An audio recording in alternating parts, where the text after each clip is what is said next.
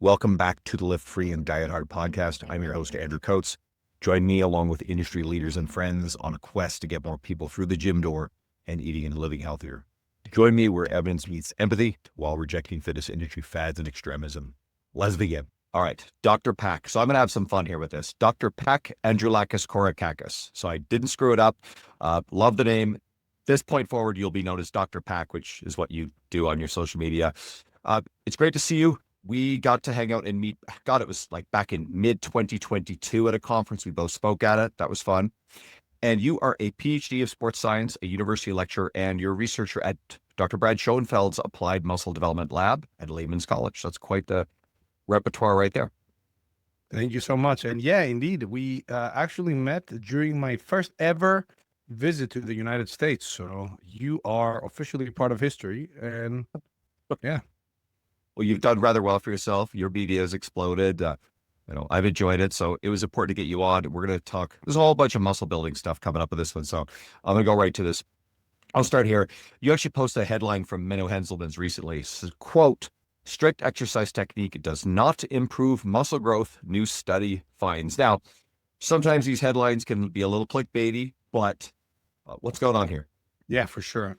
First, let me just quickly touch on the clickbait part of some of those titles.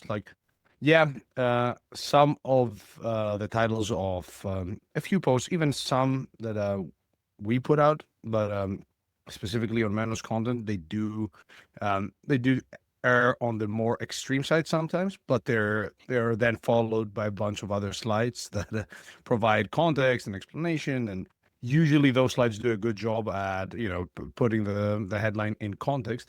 This particular post refers to a study published by our lab and more specifically led by Augustine Francesca, shout out Francesca, which was the first ever study to directly explore the concept of cheat reps and the overall concept of exercise technique for muscle growth.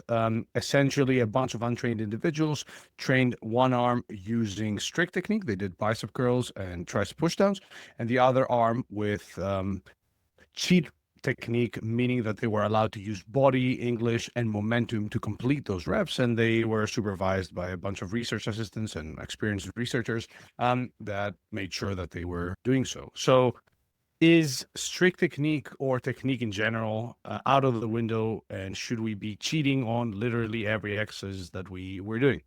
No, not really. This is the first ever study. It's one study. There's still a lot to learn. But when it comes to slight deviations from textbook form and using some momentum based on the little bit of evidence that we have, as long as you are training close to failure, that doesn't seem to negatively impact adaptations. Now, some people may say, hey, but they were untrained individuals, and untrained individuals can grow from anything. But that is the point in such a study. One, it may be difficult to get trained individuals to truly cheat on an exercise, but more importantly, you want to see you want to be able to eke out differences from something as novel as cheat rep technique. And doing that with trained individuals may be a bit more difficult. So yes, untrained individuals grow from anything, but you'd still expect them to grow more from strict technique versus cheat reps if there was truly something there. Was the weight equated for both sides? Yeah, they had to follow a similar rep range, so it was adjusted based on the condition. But I could see that usually the conditions where someone is cheating is usually they're using a bit more load. So that and again, we're getting the weeds, but then it's like, okay, does the result kind of equal out because maybe the cheat reps are having someone use slightly heavier weight, which overloads a little bit more, right? So obviously more research is needed on this stuff. Yeah, for sure. And look, the main thing is that both conditions went to failure. So as long as you're training to failure, even though we don't have enough research, I personally believe that you slightly leaning back towards the last couple of reps of doing a bicep curl, as long as you're truly going to failure, I don't think that makes any difference. And as far as safety goes, for whatever is worth, there were no injuries or any issues in that study. But let me be clear. Cheating and using momentum is not something that is possible in each exercise. So you can't momentum your way out of a squat or your deadlift or sure, you could potentially slam the bar on your chest on a bench press, but this study should just tell people that, hey, deviations from textbook form, slight deviations and a bit of momentum seems to be fine. This doesn't mean go ahead and butcher every exercise that you do and do it as in the sloppiest way possible. This episode is brought to you by Renaissance Periodization and the RP Hypertrophy app. RP is the industry leader in muscle building, coaching, and education.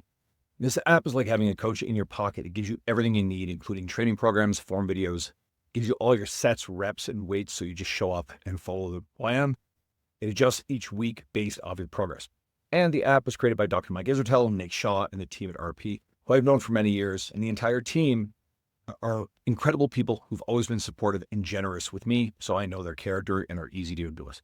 My library contains several RP books, and I've used RP training principles in my workouts and coaching with my clients for many years, long before the explosion in popularity of their YouTube channel, which is worth checking out.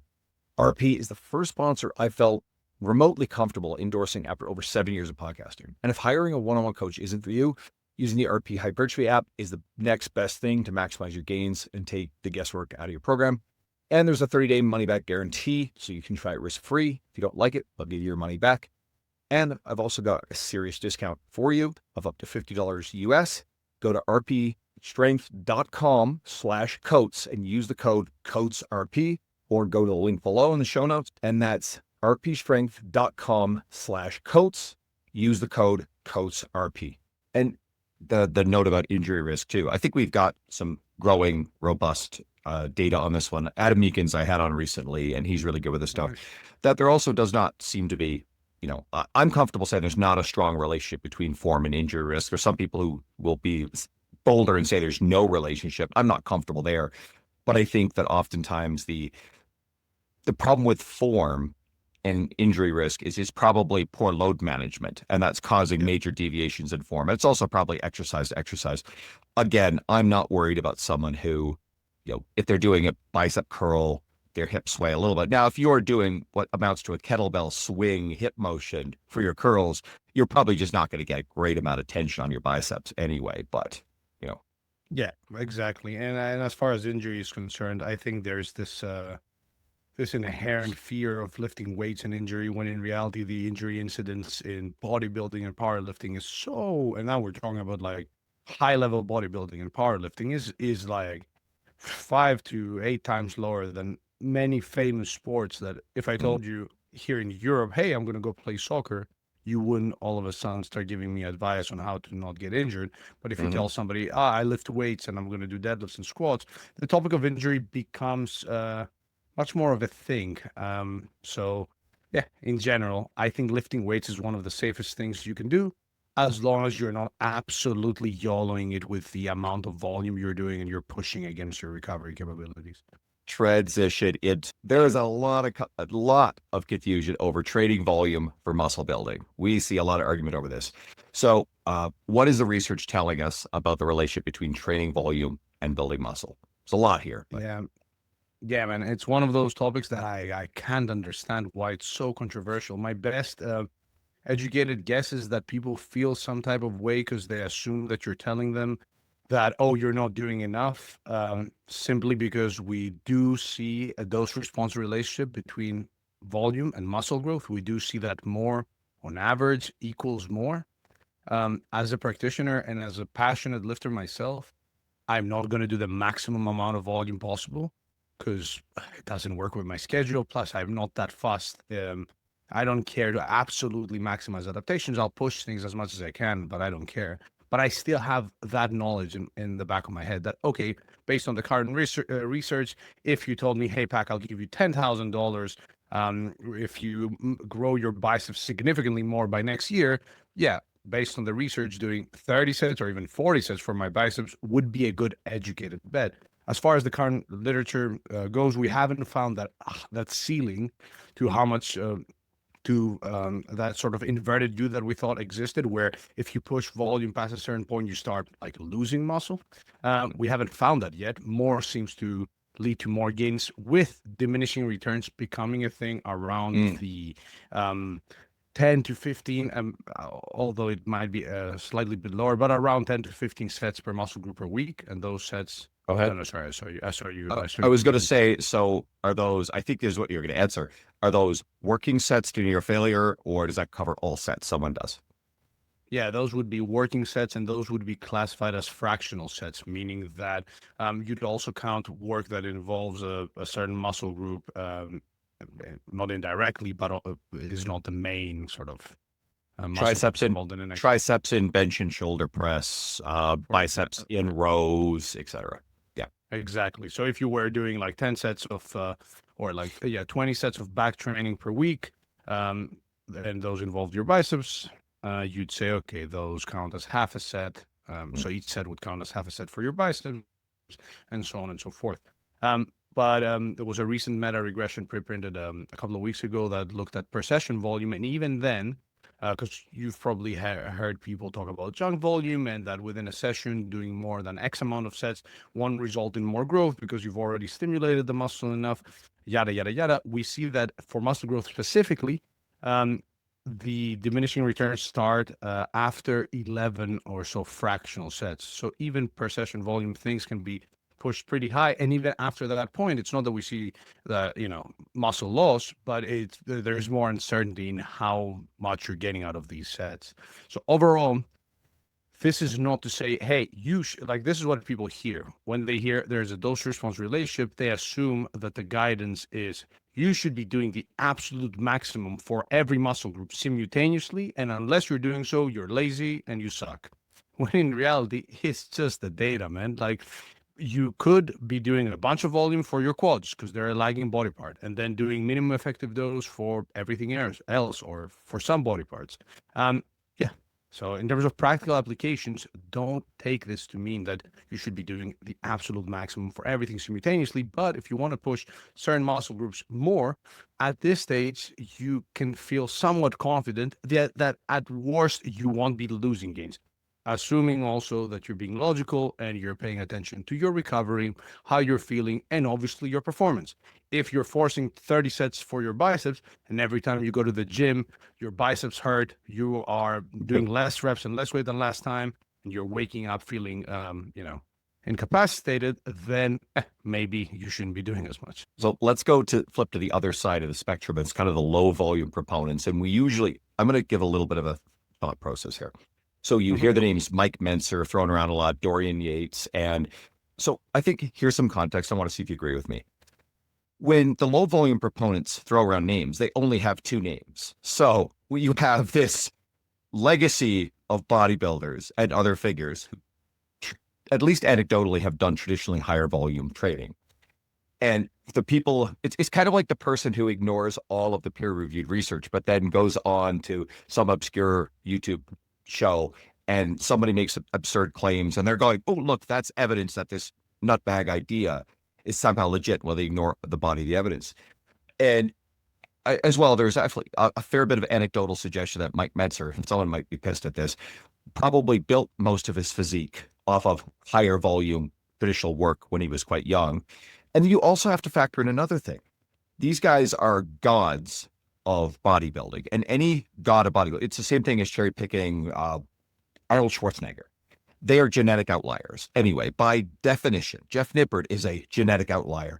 A good friend of mine from university, we used to go to parties together and hang out, is Frank McGrath, a fairly iconic pro bodybuilder. Oh, wow. Yeah. So we're both from Newfoundland. Frank's amazing. I got to hang out with him at the Olympia not this past year, the year before. And he looked like a pro bodybuilder as a 20-year-old. Okay. He's absolutely genetic freak.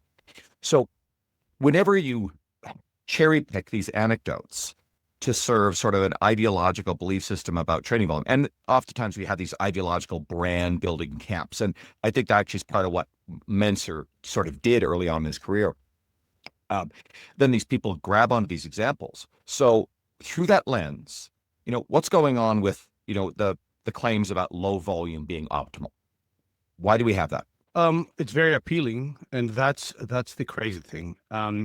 We and lots of people that have been involved in high volume research. And the irony is that my PhD was literally on low volumes, and more specifically the minimum effective dose, which I'm a huge proponent of. Mm-hmm. Book coming soon. Anyways, I've been preaching about the minimum Beautiful. effective dose all the time. But the crazy thing is that people will accuse high volume proponents, in quotation marks, of having some form of bias, when in reality, the least sexy and the least marketable training prescription is, hey, you should be doing more and more and more. Nobody wants to hear that. When in the opposite side, all you need is 3 sets or 2 sets per week. That's extremely appealing. Now, the reality is that for the majority of people, this is not evidence-based, and we see it over and over again. Moderate volumes, and sure, yeah, there's uncertainty at super high volumes, but low, like very low volumes, Mike Menzer style, repeatedly are not, like we see it in the literature, that they're not enough to maximize muscle growth. Don't get me wrong, though, they do seem to be enough for substantial muscle growth, even in trained individuals. We recently published a study that showed exactly that. People who used to do higher training volumes did single set training, which had them in roughly 4 to 6 sets per muscle group per week, because they did a set on each exercise per workout, and they made great gains in a couple of months. But the idea that just because Mike Menzer, who was a genetic freak on PEDs, yada, yada, yada, yada, and obviously did other training in his life, just because he was a proponent of a certain training methodology, same goes with Dorian Yates, that's not a great way to think. Because for every Dorian Yates and Mike Menzer, you can find 20 other bodybuilders that did the opposite. Plus, we are talking about exceptions here. The same way you wouldn't model your training after the training of like an American football player who's a genetic freak and looks ripped, looks as muscular as you'd ever want to be, but doesn't know what he's eating, just eats whatever he can, and trains in whatever way the rest of the team is training. The same way you shouldn't necessarily model all your training based on that one proponent from back in the day, especially when it directly contradicts the totality of the current scientific literature. There's also something else here. Mike and Dorian especially were noted for training with great intensity. They trained really damn hard. And so, I mean, there's a certain amount of volume training that is shy of, high intensity, which actually allows for probably greater volume relative to the fatigue. And I think fatigue is this thing that becomes this nebulous boogeyman. I think it's a little overrated, but it's relevant. Whereas if someone is training with the degree of intensity, the kind of warm-up sets, the all-out intensity that Dorian was doing, it actually results in a reasonably high amount of volume. So I think that they were probably doing higher volume in some context than the proponents are even suggesting they do. Is that fair? Yeah, for sure. And that's the thing. Like, we don't really know. Like, sure, you have some training footage and some interviews, but taking the self-reported, slightly biased, or like listening to Dorian Yates talk about those 3 training years where he did this and that and the other in this way, but obviously you don't have detailed logs and records of all his training sessions. You can't really accurately measure how much volume they did, what they did in the past, how much they built from doing low volume, how much did the PD usage affect things. Let's actually, so, I mean, I may be completely out to lunch on this one, but Dorian was kind of a major leap forward in terms of muscularity and leanness. Now, I understand, and this is more like suggestion, but he was probably one of the people who may have been on the cutting edge of incorporating things like, I don't want to make sort of an accusation, but probably insulin growth hormone. Was that kind of around the era where those things started to creep in compared to, say, like Arnold or even Lee Haney's era? Is that fair, or am I off the mark here? Look, not a pharmacology expert by no means, or a Dorian, historian, but I think you're right. I think the reason Dorian set a new standard was not just because he was getting super conditioned, but because of his size, and the change in PD protocols may have come at that time where GH and other substances became more popular, and that's where you saw the freakier bodybuilders appear. But yeah, as I said, for every you can then look at Arnold, look at Ronnie Coleman, look at Phil Heath. Phil Heath trains From what I remember, higher volume, even lower intensity to some extent, if you see some of his working sets. But And people are Ronnie, not going to go. and Ronnie and Phil are genetic super outliers too, because by all accounts, Ronnie was an IFBB pro and already competitive, before he was even using any drugs.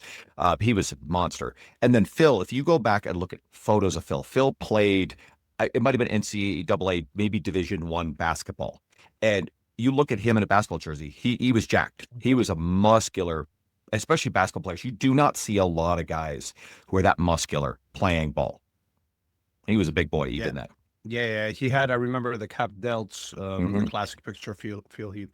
But again, man, like if you're the average lifter out there, or even if you're a genetic freak, using cherry-picked anecdotes to base your entire training on is not really a wise approach. When you can rely on your experience, you can rely on anecdotes as well, and use scientific evidence as the base of your decisions and as a way to guide you through all the information out there. People tend to think that science-based training means, okay, take the latest meta-regression and follow its conclusions to a T, when in reality, it's supposed to give you a direction, and it's supposed to give you a general idea of what might work best and what might not.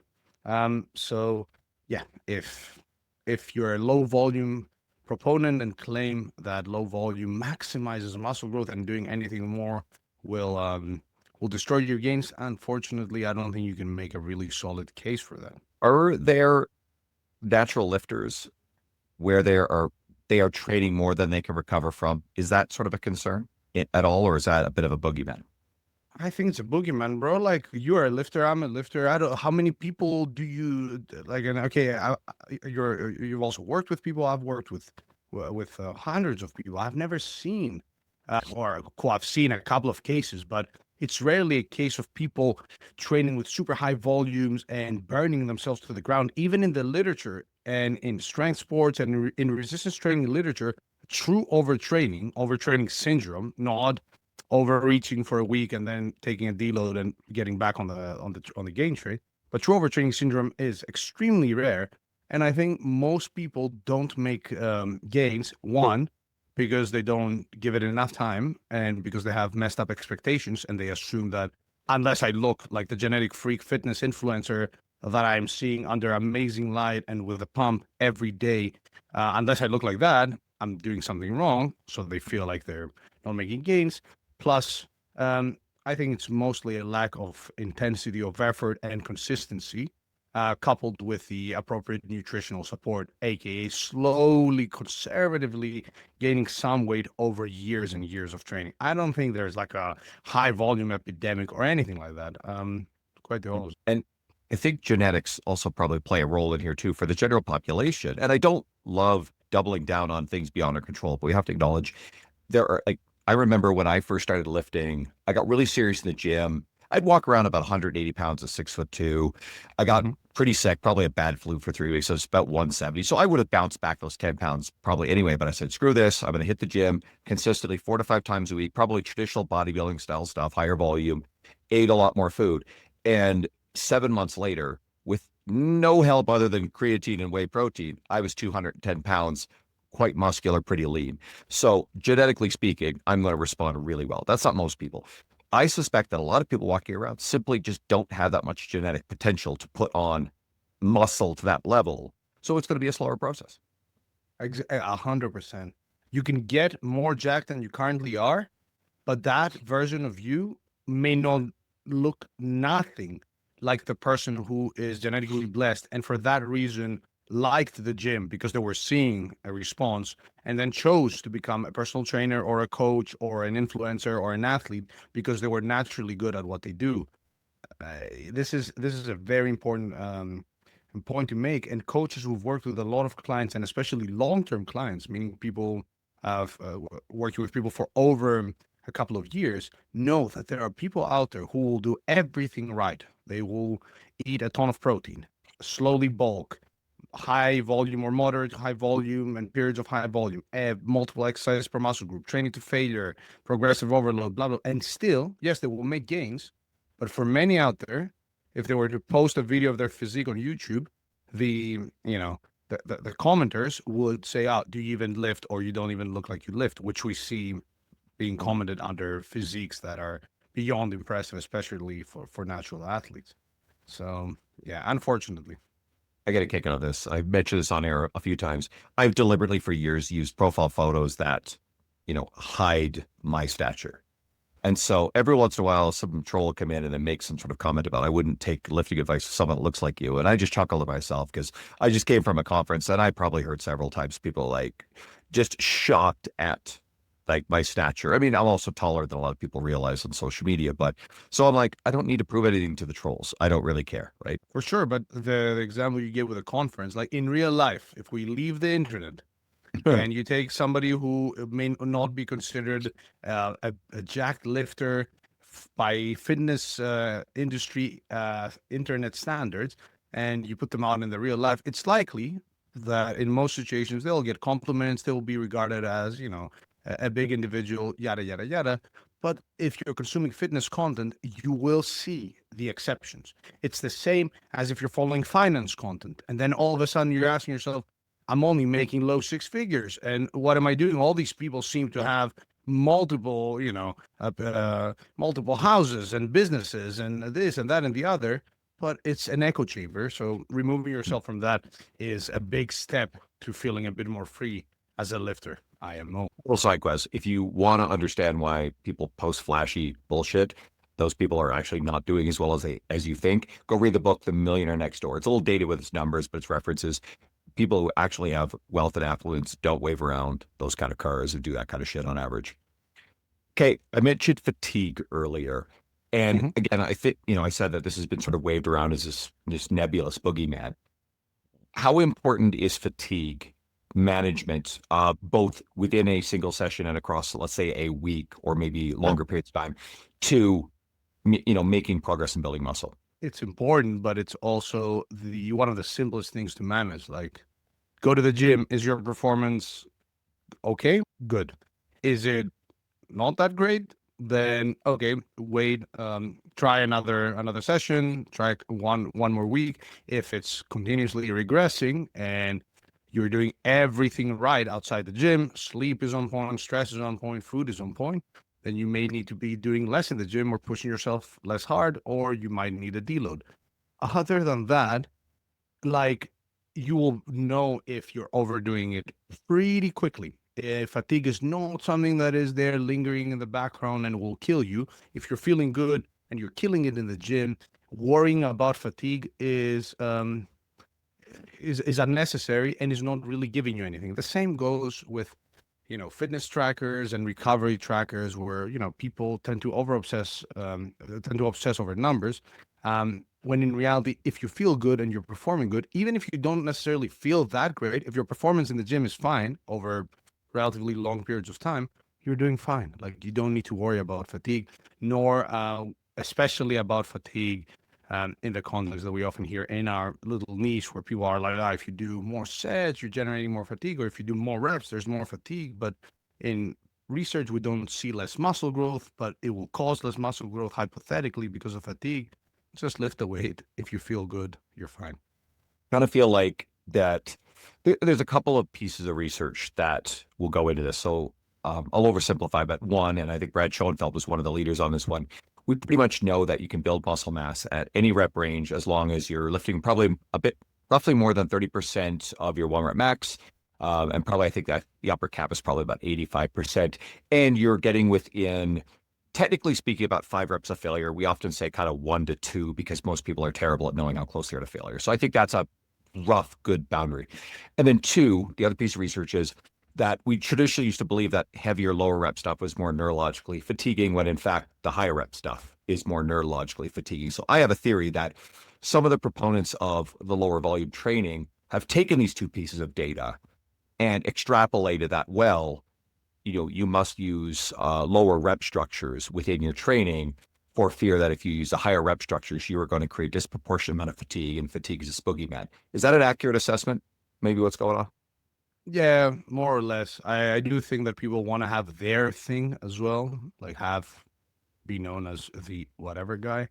There are a lot of egos involved, and there's this need to separate people into camps, and be the low volume fatigue is a monster guy or whatever, the stretch guy, the volume guy, and people will naturally do that even if you're not truly in any camp. But when it comes to looking at the research, if we're observing the same muscle growth from using higher and lower rep ranges, then even in theory, even if we sit there and mechanistically try to argue that there's more fatigue, if that doesn't inhibit muscle growth, if that doesn't reduce muscle growth, then it doesn't really matter. Plus, I again don't think anybody is out there missing out gains or losing gains because they did some sets in the 10 to 15 rep range. I like, we are not that fragile. You are not fatiguing yourself to the point of not making gains because you did a few extra reps.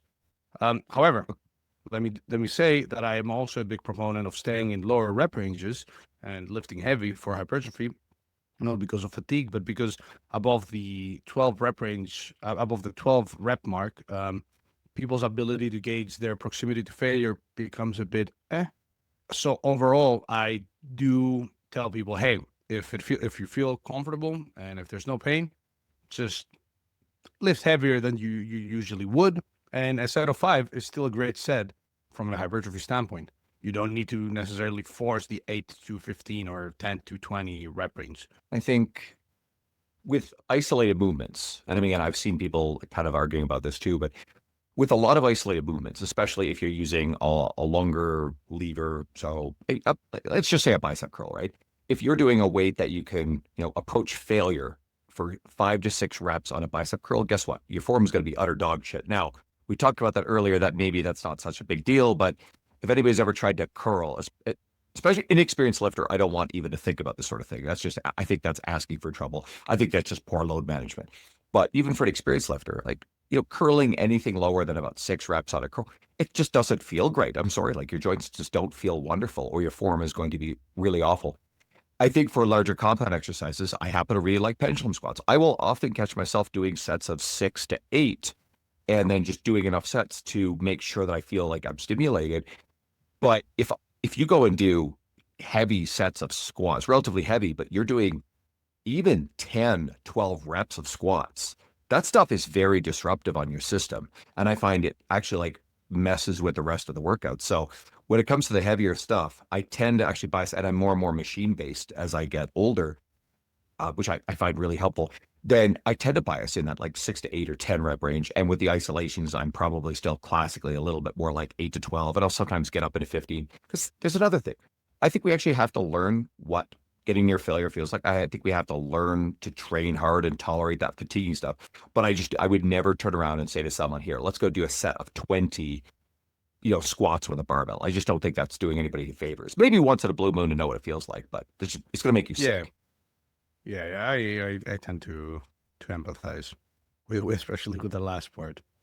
Yeah. I mean, every once in a while we get Dr. Mike, and he's fucking around with social media, and people love skewering him for this. I love Mike, who's on recently. And, I think he was like doing like high rep sets of squats, and he's throwing up in a bucket on social media. He knows how to play the game. That sort of shit doesn't bother me. Yeah, no, me neither. People got a bit obsessed with the bucket. I get it though. It comes with the territory. When you're up there, like, you'll get a lot of comments regardless. Do I think that the puking is a bit hyperbolic? Yeah. Yes. Do I mind it? No. Do I think it's fake? Not really. I think he's genuinely doing it to himself. I also, at all costs, want to avoid trying to make a client throw up. That's literally one of the things that I safeguard against the most. I'm very careful if they start noticing that they're feeling a bit lightheaded. I always ask people coming in, did you eat enough today? Did you get enough sleep? All this sort of shit that's just, I think, just smart anyway. Yeah. That's for the traders. Okay. Does training frequency affect muscle building results?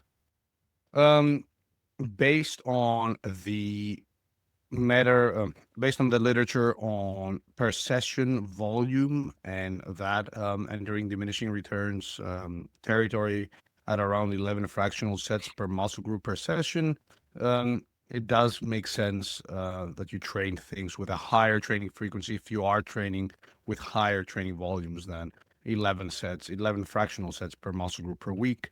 So on that, from that perspective, yeah.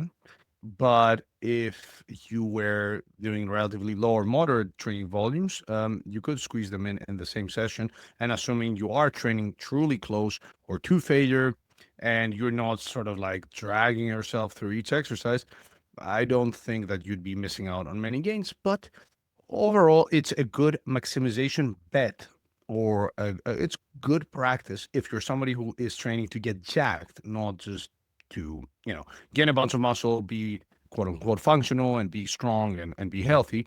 For that person, do whatever. Go to the gym, lift some weights, do it in one session, do it in three, do it in two, do whatever works with your schedule. Just lift consistently for around an hour a week.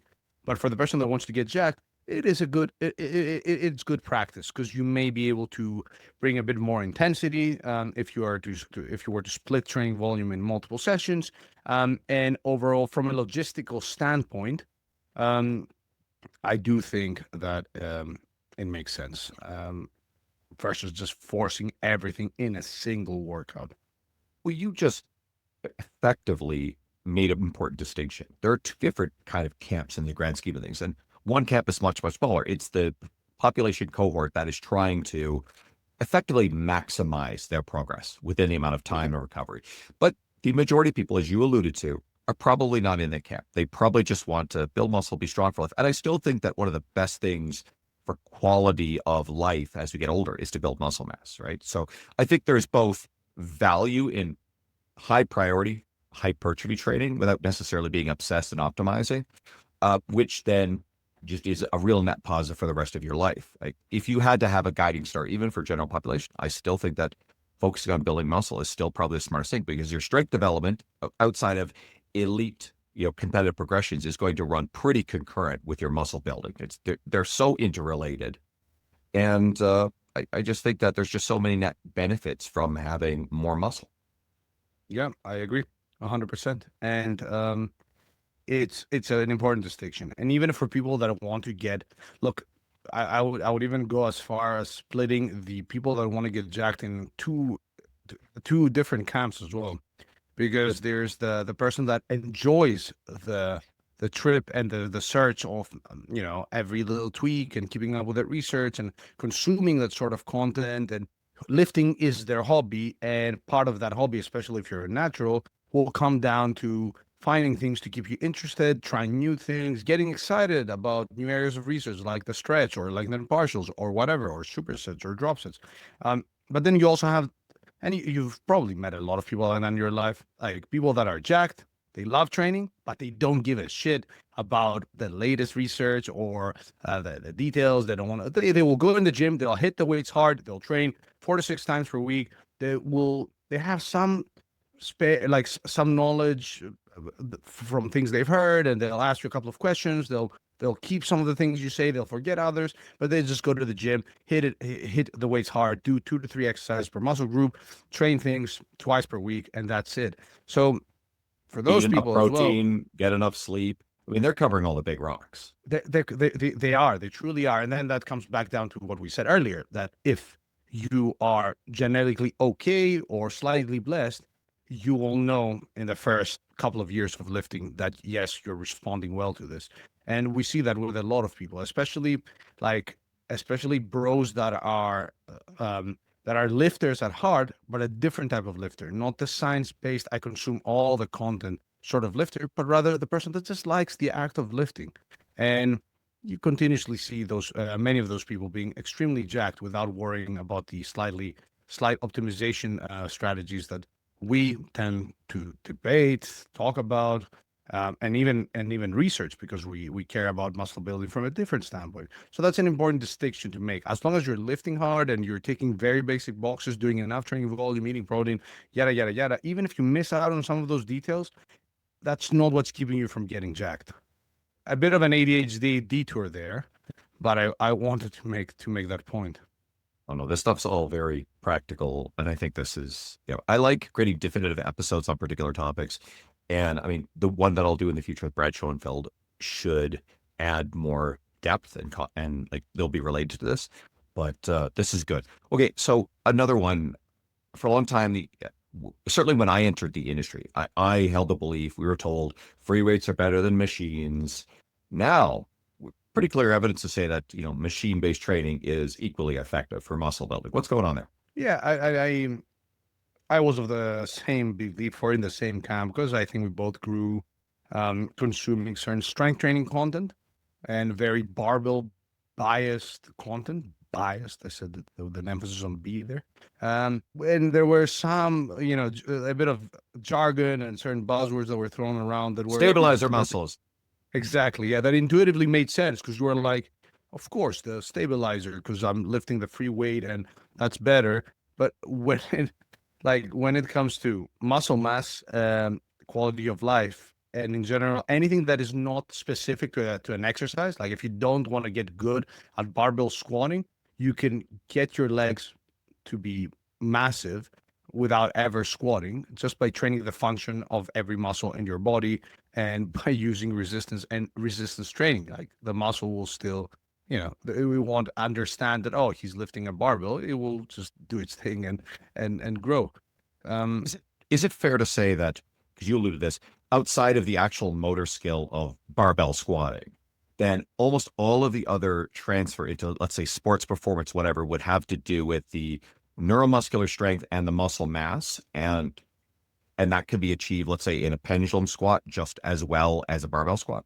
It's a difficult, like, we don't know for sure. And resistance training and sport performance is one of those areas where if you do a true deep dive and open every curtain possible, you'll be shocked to find that there isn't really as solid as evidence as, some strength and conditioning coaches may claim. Getting stronger and increasing your muscle mass will likely help in most cases, in most sports, obviously, like TNCs apply. I'm not talking about every sport on the planet. But I would feel relatively comfortable in saying that, if you have an athlete and they spend a good amount of time, the majority of their time practicing their sport, and then they have ways, safe ways and effective ways at increasing their muscle mass and strength in the gym, the modality that they choose, the best modality will be the one that allows them to train safely and effectively without impacting their sport-specific training. So if doing a barbell squat and you're an American football player fatigues your erectors, or you have anthropometric characteristics that are not favorable for performing a barbell squat, forcing the barbell squat versus a leg press or a hack squat, and then doing 45-degree back extensions or good mornings or whatever else for your erectors, forcing the one exercise just because some people said that it's stabilizers or insert jargon. I don't think that makes sense. I do think that that field may be suffering a bit from archaic beliefs and dogma to an extent as far as exercise selection goes. Although I am not an S&C coach, I am not keeping up with the field. I will take everything that I just said with a pinch of salt. Maybe everything is up to date and people are doing everything right. I'll sort of simplify, I think, what I believe is going on. You get people really damn strong and put on muscle, and then you have them work on the skills of the actual sport, and the additional force production and muscle mass will combine with the actual motor skills of the sport, swinging a baseball bat, swinging a golf club, skating, and that combination is going to produce this elite stuff. It's not, and I think the outdated belief is that the training for the sport needs to mirror the motor patterns. You try to recreate the motion of skating or swinging a baseball bat. I don't care about that bullshit at all. No, me neither. And it doesn't make intuitive sense. It does to an extent if you don't know, but if you ask a couple of questions, or if you think about it a bit more, it's like, for a baseball player, is it the 3 minutes of doing some form of ab exercise or whatever shoulder exercise with trying to mimic a swinging motion? Is that really what's strengthening their swing, or is it the fact that they're swinging 3,000 times per day, actually doing the thing that they're practicing on the actual test? They're getting better at swinging the bat. The bat weighs a specific amount, blah blah blah blah. Getting their upper body stronger and more muscular through a variety of resistance training exercises. I'm not sure, again, how much direct transfer that will have, but I assume that it won't increase their potential to be better at the skill. But no, I don't think that you have to have an exercise that mimics what you do in the field necessarily, right? Because no, that's another thing. Like sports, many sports involve a multitude of athletic qualities simultaneously that you have to train. Agility, coordination, blah blah blah blah blah blah blah, and it's not just muscle mass and strength as we see in our field where that's all you care about. Let's go back to stability and machines. So how much, do you want to explain what's going on with the role of stability in machine use and how that's beneficial for muscle building? Like this is another thing that I think the quote unquote science-based group may have, maybe including myself in some videos. I do think that I have mentioned that, okay, this allows you to be stable, therefore it will likely be better. But when it comes to actual data, it's not that we can make an extremely solid case for having the most stable environment, and of that being like a huge factor in determining whether you're going to make top gains from an exercise or not. But being able to focus on the muscle that you want to take to failure is, again, good practice if you're somebody who's trying to get as jacked as humanly possible and you want to maximize and you want to get truly close to failure. For example, an exercise like, let's say, what would be a good example? Let's just look at the barbell squat or maybe the barbell squat is not the best exercise. I don't know. I got a really good one. It's bent over barbell row versus a chest supported T-bar row, because this one is a good one to break this down. Sure. I thought of the barbell row, but then I was like, is that truly that unstable? But good example, because while thinking about the example, I was like, we don't have so many exercises that are truly that unstable. Excuse me. Yeah, in that case, like you have a bent over barbell row, excellent exercise, but your lower back may be bothering you a bit. You may start using more momentum that you'd like and sort of not really knowing whether it's your back that's failing or you're just getting tired or now it's a bit of a hip hinge. But I don't think that those things are that much of an issue when it comes to building muscle. However, if you have a chest supported T-bar row and you're not an absolute lover of the bent over barbell row, then you get an exercise that allows you to solely focus on your back musculature. All you need to do is just move as the exercise intends you to move without thinking of anything else. You just put your chest against the pad, grab the handles, bend your arms, and do that until you cannot do it anymore. And it makes things so much simpler and removes certain factors that could potentially mask your ability to fully stimulate the back musculature. But do I think that the barbell row is a bad exercise or it's what's causing you to not make gains? No. Do I think that the T-bar row may be a better option in theory? Sure. But, again, small difference. I'm going to contradict the hell out of myself in a couple of contexts here. Is one, I like bent over barbell rows. Now, I think, again, it could be a little bit more challenging to take your, lats or upper back, middle back muscles to true failure because, your lower back may fatigue a bit quicker. Now, this is something that Dr. Jordan Shallow has said before, and I agree with him. There's a lot of muscular co-contraction of just loading up a heavy, barbell bent over row. Now, chest supported T-bar rows, I've traditionally really liked them, but I hit a point where I was going so heavy with a gym T-bar row machine that I bruised my sternum. And guess what? That didn't feel right for a couple of years. So that exercise just went off the table. One of the funny ones that I think people get excited about and I think doesn't work very well in practice is, because this is the practical thing, and you can always tell when people talk on the internet have never actually trained real people, is there's like you leg on an incline bench, dumbbell row, like two dumbbells, chest support dumbbell row. Getting those into position on that bench is really damn difficult. And so that one doesn't even work all that well in practice some of the time.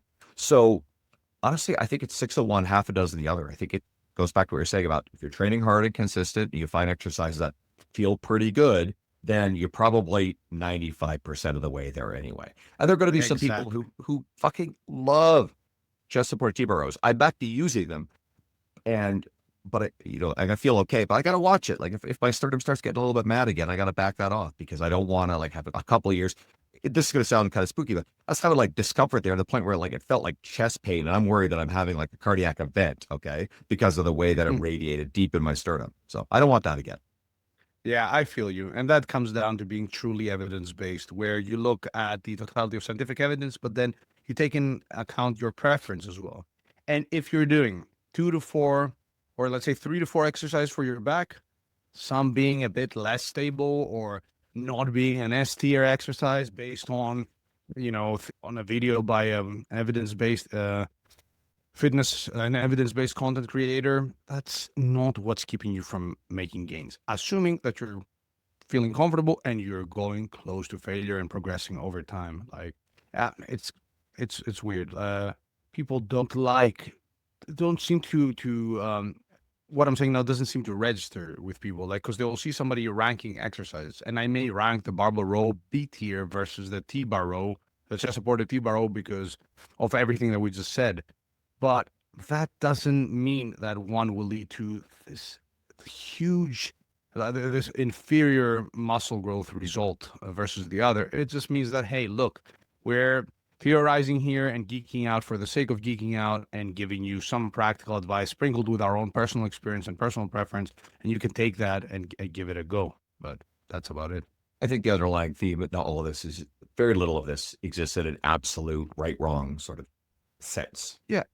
We have some studies that have compared exercises directly, and like, for example, lying leg curl versus seated leg curl, where the seated leg curl resulted in more growth over a certain period of time.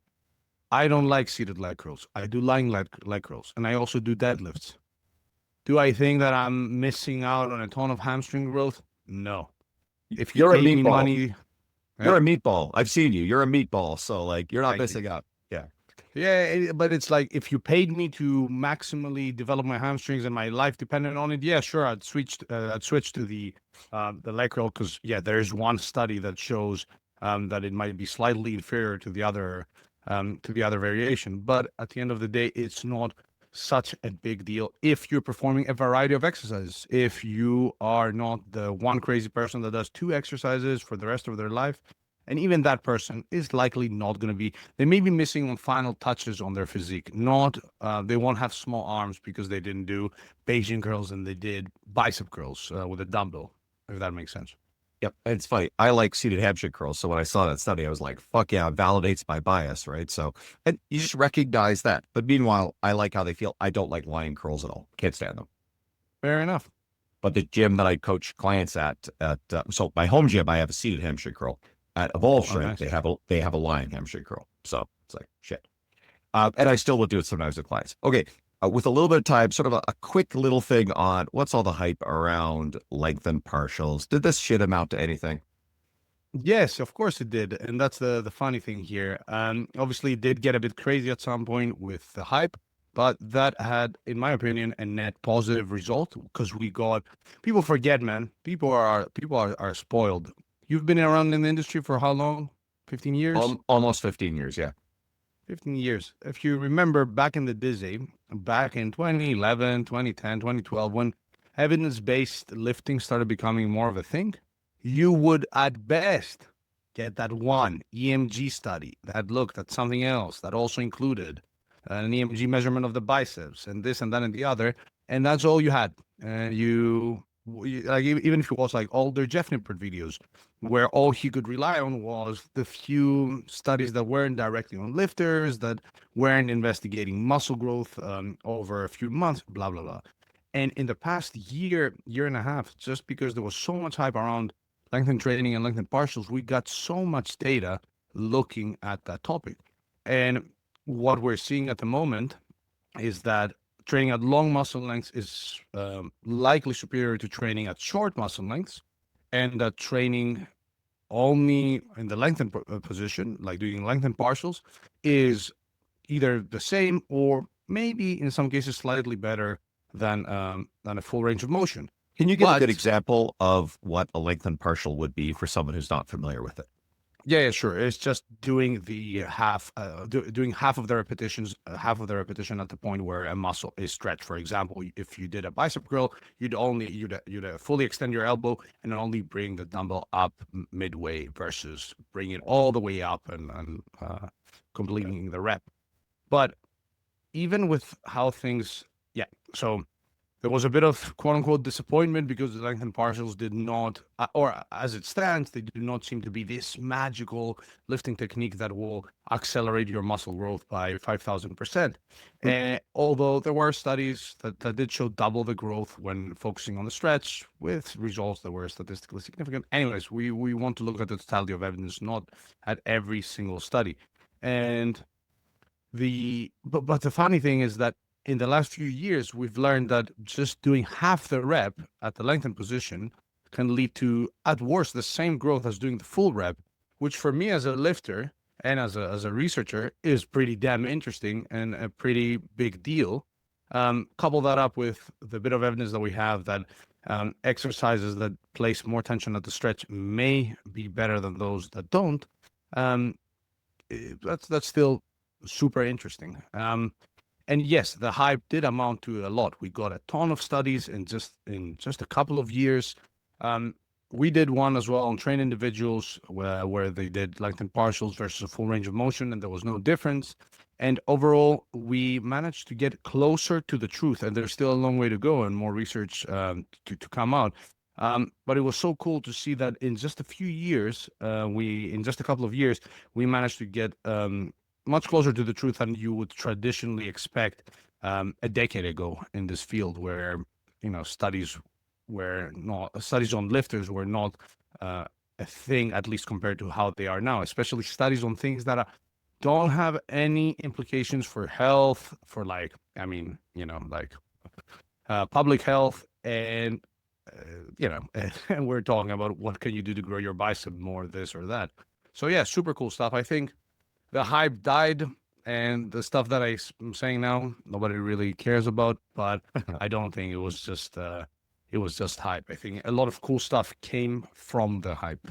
And, if anybody listening noticed that on almost every other topic, I would like to believe I have a pretty strong grasp of the evidence-based stuff. And lengthened partials was this confusing thing that I never really could penetrate. So I think I developed sort of a block to be able to even dive into it, which is sort of a self-protective narrative about something. I'm struggling to understand this a little bit. So, but either way, this has been great. Pack, it's been a masterclass in muscle hypertrophy stuff. I hope everybody's enjoyed. They can go follow you at Dr. at DR. And I think it's 2_ PAK, right? Did I get that right? Yeah, unfortunately, 2_ because the other usernames were taken. So someone else had Dr. 1_ Pack.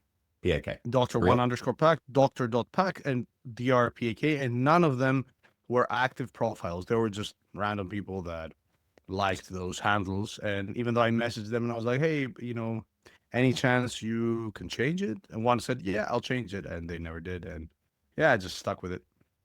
What's funny is I've had this, several of my guests have their first name, last name on Instagram. They're lucky. There's an account at Andrew Coates, and it's just a dead account that's probably been there from day one. It's a fairly common name, so no chance to get that. So I have to do the stupid thing where I put the word fitness at the end of mine. So it is what it is. Yep. So at DR 2_ PAK, guys, go follow Pack. He puts out tons of really fun and accessible stuff. It's that translation of the research, and you were actually actively working in the research, but that is understandable for the general enthusiast. I mean, a total beginner is probably still going to feel really fucking overwhelmed, but guess what? You got to start somewhere. And hopefully this episode did help. This one, if you got someone in your world who's really into muscle hypertrophy stuff, send this episode to them, share Pack with them, and Pack, any other resources you want to share with people? I have a YouTube channel where I do weekly videos on everything lifting, muscle growth, and strength related. The goal of the channel and the goal of my content in general is to provide anti-overthinking information for lifters, for people who want to get jacked, people who want to build muscle and strength. So Dr. Pack on YouTube, make sure to check that out. Other than that, thank you so much for having me on. It's been a great pleasure and a big hug your way. Big hug. I'll be bringing you back. Guaranteed. This is wonderful. Everybody listening, go check out what Pack's doing. Thank you guys. Appreciate it.